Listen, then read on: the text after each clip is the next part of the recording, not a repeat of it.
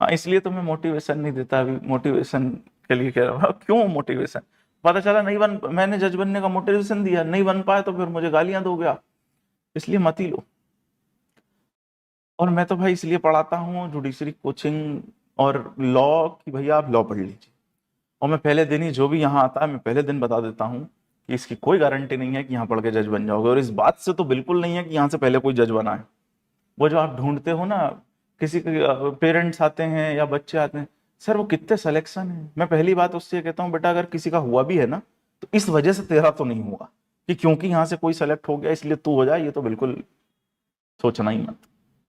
तुम्हारे कर्म जो जैसे होंगे वैसा तुम्हारा रिजल्ट होगा। किसी और का अगर हुआ है तो उसके कर्मों की वजह से हुआ है, उसने जैसी पढ़ाई करी, जैसी मेहनत करी, तुम कर पाओगे कि नहीं जरूरी नहीं है। हाँ, ये जरूर आप देखिए कोचिंग ज्वाइन करने के पहले कि आपको मेरी बात समझ में आ रही है कि नहीं, जो मैं पढ़ा रहा हूँ वो आपके दिमाग में घुस पाता है कि नहीं। अगर वो है तो पढ़िए, नहीं तो मत पढ़िए। लेकिन ये देख के कभी मत आइए कि किसी और का यहाँ सिलेक्शन हो गया है, क्योंकि उसका हो गया है आपका नहीं होगा। क्योंकि उसका हो गया है इस वजह से तो आपका नहीं होगा। आपका होगा कि नहीं ये आपके ऊपर डिपेंड करता है। एक क्लास में 40 50 100 बच्चे 200 बच्चे बैठते हैं, उसमें से 2 बनते हैं, बाकी के नहीं बनते। मास्टर सबको बराबर पढ़ाता है, किसी को ऐसे नहीं पढ़ाता कि इसको ज्यादा पढ़ा दिया उसको कम पढ़ा दिया।